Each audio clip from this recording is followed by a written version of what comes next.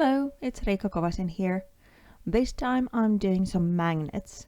With this project I wanted to show that embossing powders tackle a lot of different surfaces, so I'm doing these on top of wooden buttons that I found from a craft store.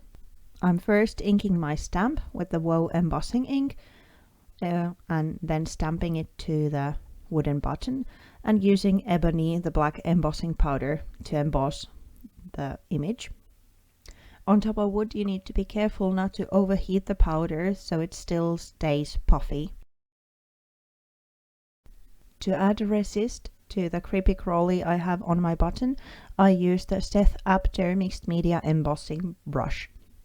I use clear embossing powder to emboss the image and create a lovely thick layer so I can actually make it resist acrylic paint.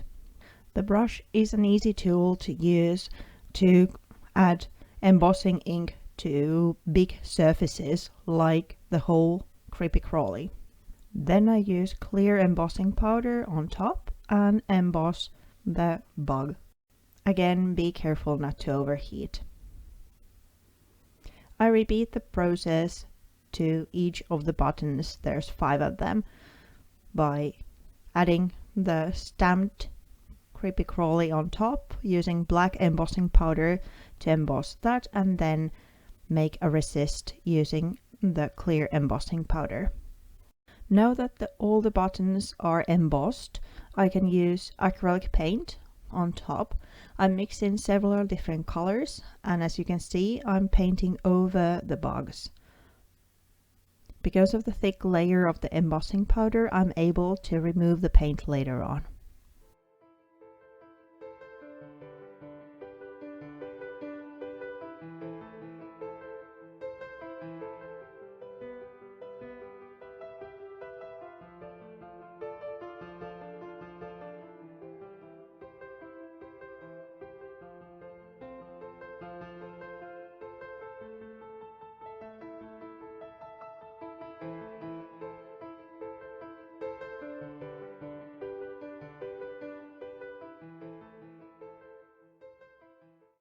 When you're painting the buttons, remember to paint the edges as well, so the paint continues kind of throughout the button.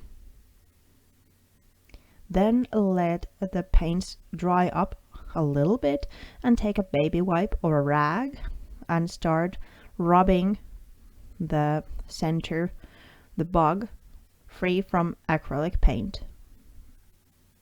As it's kind of plastic against plastic, it's pretty easy to reveal the embossed image again. If it feels difficult to remove the paint, add a little bit of water. Now here's the buttons painted. I'm adding some embossed details to the background, so I'm using the leaf stamp and the WoW embossing ink, stamping the images to the button and then sprinkling different powders on top to make a varying layer of powders. I add them individually so I can add the rest back to the jar, and then I use a small soft brush to brush away any of the powders that are on top of the bug.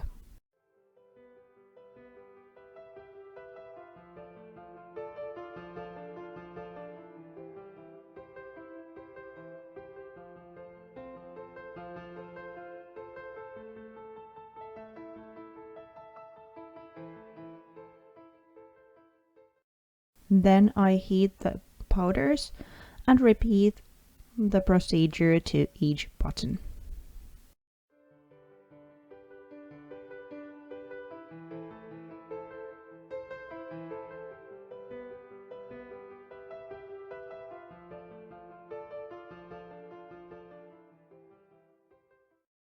To finish the buttons, I use a black paint marker and add a thin line around the edge, kind of framing the button.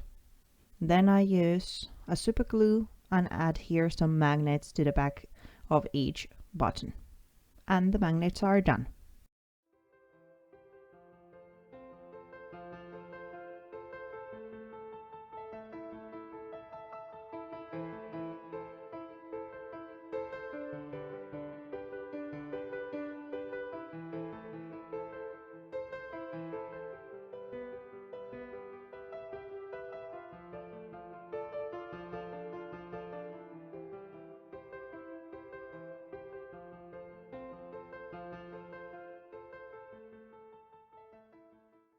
Here's some detail shots still.